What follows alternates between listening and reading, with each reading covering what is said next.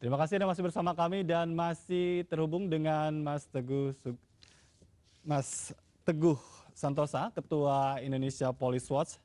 Mas Teguh, ini kalau berbicara tentang yang tidak kasat mata, lalu seperti apa kalau Anda sendiri melihatnya dan apa yang harus dilakukan oleh pihak kepolisian? Pelanggaran terkait penggunaan kewenangan, Mas. Iya, Kewenangan terkait dengan proses-proses penyelidikan dan penyidikan. Ya, ini yang direses umumnya. Coba kita lihat contoh.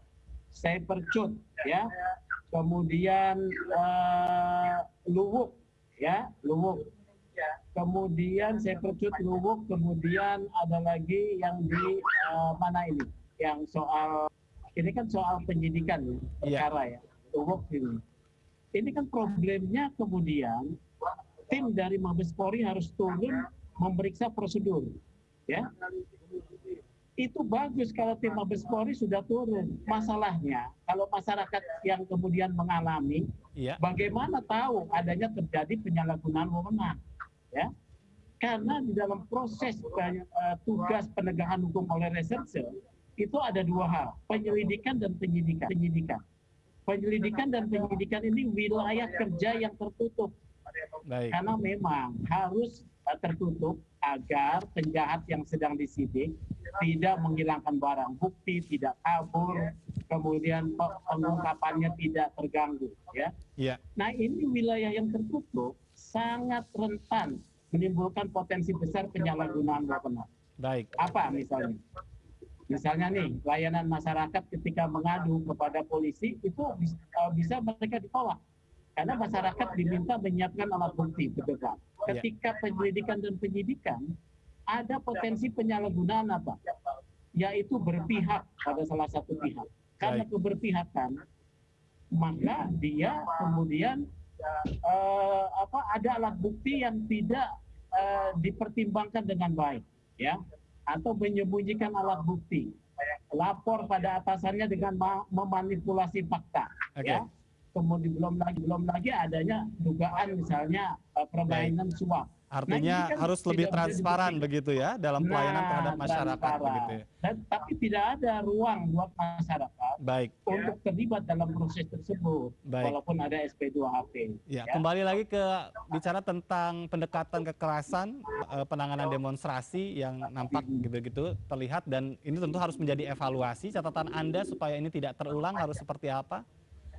Kekerasan muncul banyak di dalam demo-demo yang biasanya marak terkait dengan tahun politik, ya. Kita kemarin kan terjadi banyak itu pilpres, ya, tahun-tahun politik. Nah, ini harus diantisipasi mendekati katakanlah tahun politik, kemudian juga ketika ada isu-isu di setiap daerah adanya pertentangan kebijakan-kebijakan, maka petugas-petugas yang diturunkan di lapangan adalah petugas-petugas yang secara mental siap, ya, mempunyai kompetensi atau keahlian terkait dengan protap pengendalian demo anarkis. Ini harus dilatih. Kemudian komandan kesatuan dari waktu ke waktu harus terus melakukan pengawasan pembinaan. Dari waktu ke waktu tidak boleh ada yang dilalaikan. Kalau ini terjadi, saya rasa bisa diatasi. Dan kejadian begini kan ini insiden nih. Mungkin di tempat lain banyak juga demo dan juga aman-aman saja, ya. Tapi pada satu pihak, saya juga minta bukan hanya polisi yang harus taat hukum, masyarakat pun termasuk mahasiswa harus taat hukum. Nah ini tidak dibenarkan atas nama demokrasi, Anda juga melakukan pelanggaran hukum, tidak dibenarkan. Iya. Bagaimana supaya ini bisa berjalan dengan baik terkait dengan tadi, bagaimana demonstrannya juga bisa tertib, tidak memancing-mancing emosi gitu? Ya itu kan ada instrumen tentang pemberitahuan demo. Ya, kemudian juga biasanya setelah instrumen pemberitahuan demo itu kesatuan intel dari masing-masing kesatuan polisi wilayah itu biasanya berkomunikasi. Saya kan juga ini pernah juga beberapa kali demo, ya. Itu berkomunikasi kesatuan intel. Nah, kesatuan intel ini penting Iya. menjadi penting untuk berbicara dengan koordinator demo. Apa tujuannya, bagaimana, kekuatannya berapa, alat peraganya apa, bisakah dialihkan dari tempat yang misalnya tempat-tempat yang sangat strategis vital, gitu ya, komunikasikan. Kalau tidak, karena itu hak demokrasi, ya silakan, tapi jangan terjadi chaos. Iya. Jadi itu dikomunikasikan dan juga pada para mahasiswa. Ya. Jadi ada prakondisi begitu ya? Ada prakondisi kesatuan intel biasanya turun. Juga buat para mahasiswa, ini mahasiswa kan suka begini. Iya. Kalau demonya tidak rame, tidak keras tuh tidak keren, ya. Suka begitu, demo bakar ban, ya. Kemudian membenturkan diri, itu ada itu target-target yang disiapkan oleh mereka, ya. Iya. Oleh karena itu teman-teman mahasiswa, ya juga harus juga saling memahami lah supaya tidak terjadi insiden-insiden begini, ya. Betul. Jadi begitu. Baik, ini ada Pak juga dikaitkan dengan bagaimana sebetulnya implementasi dari konsep presisi dengan adanya beberapa hal insiden ini. Oh, kalau konsep presisinya Kapolri ini sebetulnya telah terbukti ya beberapa kali, dan terakhir ini responsif sekali ya. Saya percut itu kan polsek ya, Lubuk juga Polres ya. Kemudian ada kasus-kasus di daerah, begitu mendapatkan laporan dan menjadi viral, itu diatasi. Seperti juga ini, demo ini ya. Kemudian juga Kapolda dan Kapolres mengatasi. Ini responnya sudah ada, responnya sudah baik.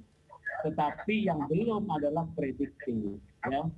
Prediktif ini bukan hanya bidangnya untuk katakanlah menghadapi teroris ya. Iya. Tetapi hal-hal yang sifatnya potensi kerawanan sosial, potensi gangguan keamanan, katakanlah demo ini melalui fungsi intelijen ini bisa diprediksi potensi terjadinya rusuh, ya, kemudian potensi kekacauan yang terjadi.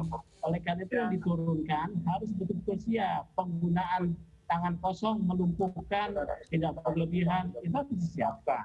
Responsif, ya.